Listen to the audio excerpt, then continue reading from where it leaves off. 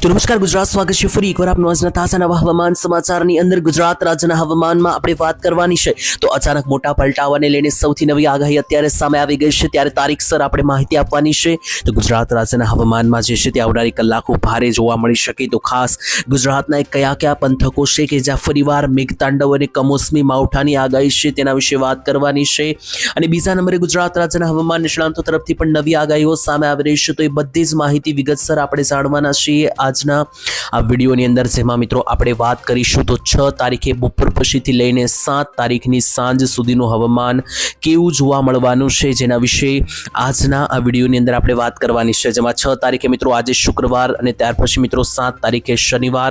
તો મિત્રો જો તમે આ વિડીયો 6 તારીખ શુક્રવારે બપોરથી લઈને 7 તારીખે સાંજથી 7 તારીખે શનિવારની સાંજ સુધીમાં જોઈ રહ્યા હોય, ટૂંકમાં જો તમે આ વિડીયો શુક્ર શનિવારની વચ્ચે જોઈ રહ્યા હોય તો તમે ખાસ આ વિડીયોને અંત સુધી જોતા રહેજો, કારણ કે આજના આ વિડીયોમાં આપણે વાત કરીશું કે આ 2 દિવસો દરમિયાન 6 તારીખે બપોર પછીથી 7 તારીખની મોડી રાત સુધી ગુજરાત રાજ્યના હવામાનમાં એક મોટી નવાજોની થવાના એંધાણ જે છે તે સામે આવી રહ્યા છે, જેના વિશે આજના આ વિડીયોમાં વિગતસર માહિતી મેળવવાની છે. કારણ કે કમોસમી માવઠાના જે વાદળો છે અને વેસ્ટર્ન ડિસ્ટર્બન્સનો ખતરો છે એ દિન વધી રહ્યો છે, ત્યારે ગુજરાત રાજ્ય પર એની શું અસર થવાની છે અને આવનારી કલાકોની અંદર કયા ગામડા છે કે જ્યાં માવઠાઓ ભૂક્કા બોલાવી શકે, એ બધી માહિતી વિસ્તારથી આપણે જાણવાના છીએ આજના આ વિડીયોની અંદર. અને બીજા નંબર પર ગુજરાત રાજ્ય ઉપરથી મિત્રો અત્યારે હાલ જે સૌથી મોટો ખતરો આગળ વધી રહ્યો છે કમોસમી વરસાદનો, તેના વિશે વાત કરીશું. અને બીજા નંબરે અંબાલાલ પટેલ જેવા નિષ્ણાંતોએ શિયાળાની વિદાયને લઈને તારીખો સામે આવી રહી છે, તો એ પણ મારે તમને માહિતી જે છે તે આપવાની છે.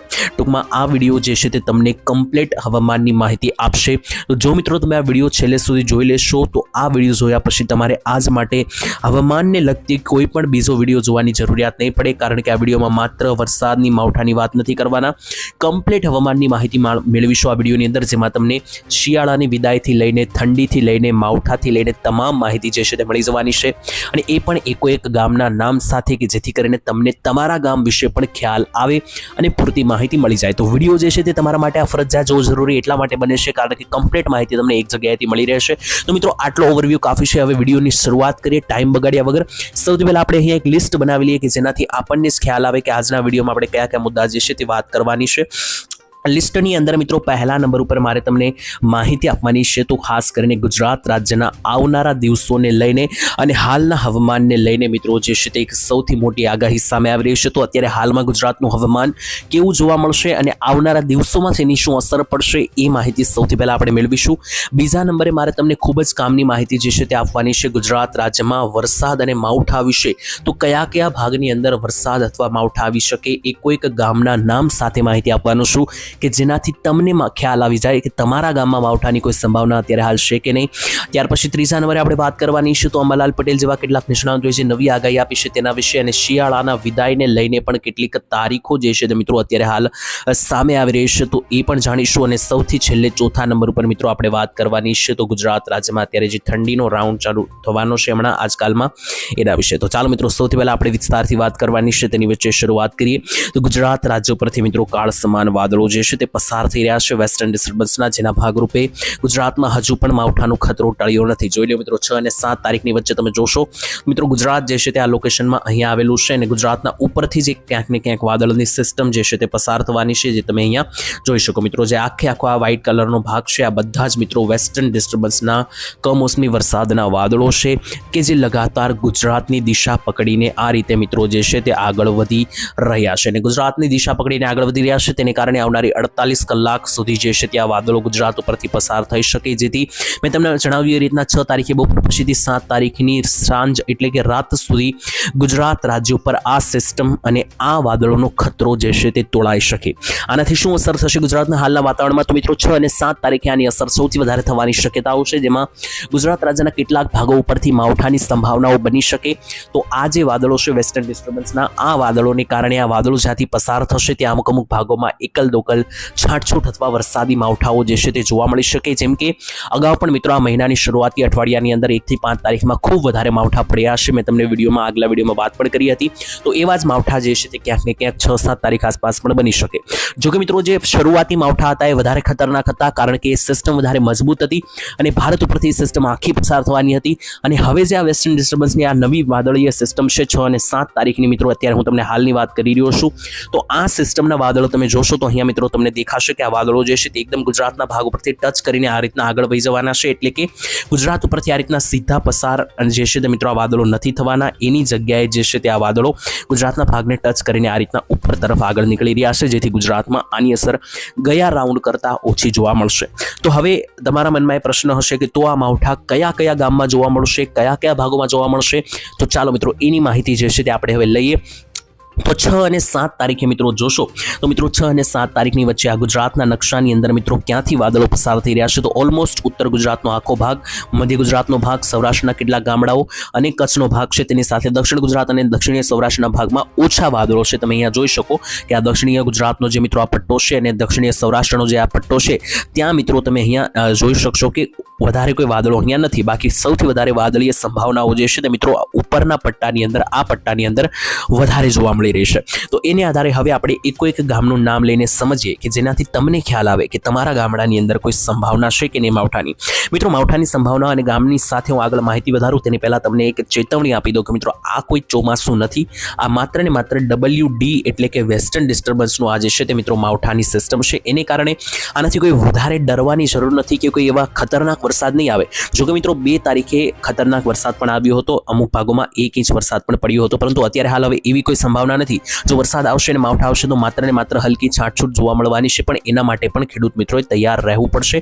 તો ચાલો હવે જાણીએ કે આપણે કયા કયા ભાગો છે. સૌથી પહેલા કચ્છથી મિત્રો જે છે તે આ સિસ્ટમ ટકરાશે, કારણ કે ઓમાન તરફથી આવી રહી છે. તો પહેલા મિત્રો આ સિસ્ટમ ગુજરાતની અંદર કચ્છમાં એન્ટ્રી લેશે, જ્યાંથી નલિયા વિસ્તાર, નખત્રાણા વિસ્તારથી લઈને રાપરના વિસ્તારો છે, સુખપર, ગાંધીધામ, ભુજ, માંડવી, ભચાઉ, લોધરાણી, ધોરાવીરા, આ બધા વિસ્તારો અને પંથકો ઉપરથી મિત્રો જે છે તે આ વાદળો આગળ વધશે, જેથી કચ્છના આ ભાગોની અંદર ઝાપટાની સંભાવનાઓ જે છે તે મિત્રો તીવ્ર બની શકે.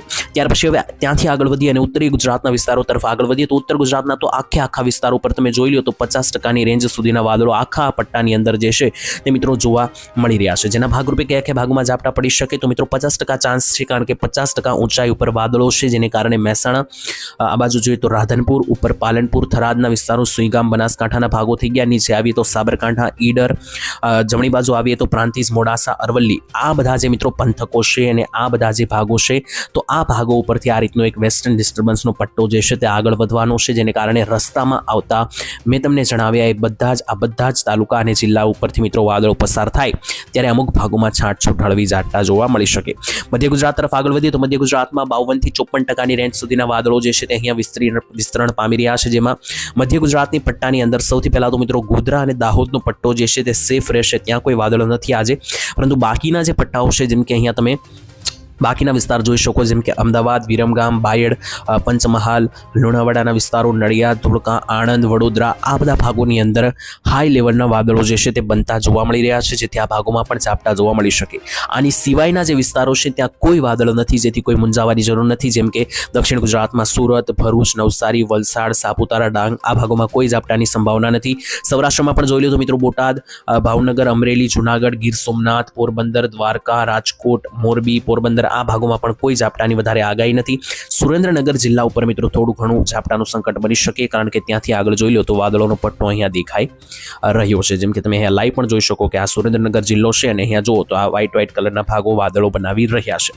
ત્યાંથી મિત્રો વાદળોની અને વરસાદની માહિતી જે છે તે હવે અહીંયા કમ્પ્લીટ પૂર્ણ થાય છે, જેમાં આપણે સંભાવનાઓ વ્યક્ત કરી કે કયા કયા વિસ્તારોની અંદર શક્યતાઓ બની શકે.